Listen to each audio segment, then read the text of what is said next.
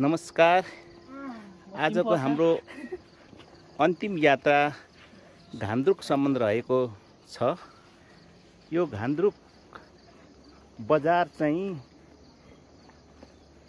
अन्नपूर्ण हिम श्रृङ्खलाको कोखमा रहेको छ र यहाँबाट अन्नपूर्ण हिम श्रृङ्खला निकै रमणीय रूपमा देख्न सकिन्छ। तपाईहरुले यहाँ पारीपट्टि देख्न सक्नुहुन्छ। अहिले चाहिँ बेलुकाको समय भएर कुइरोले ढकमक्क ढाकेको कारणले गर्दाखेरि त्यति स्पष्ट छैन, तर हामीलाई आशा छ भोलि बिहानको झिसमिसेको उज्यालो सँगसँगै हामीले हिमालका ती रमाइला हिम श्रृङ्खलाहरू म पक्कै पनि देख्न पाउनेछौँ साथीहरू। र अहिले चाहिँ हामी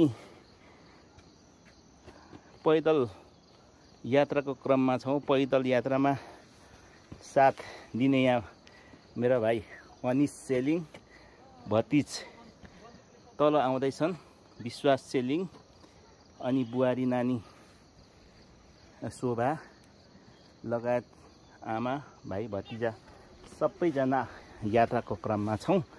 र यहाँ स्थानीयको अनुसार हामी करिब 40 मिनटको पैदल हिँडाइपछि हाम्रो गन्तव्य घान्द्रुक पुग्नेछौँ र त्यहाँबाट के कस्ता दृश्य अवलोकन गर्न सकिन्छ पक्कै पनि म तपाईहरुको लागि भोलि अपडेट गराउने प्रतिबद्धता जाहेर गर्दछु साथीहरू।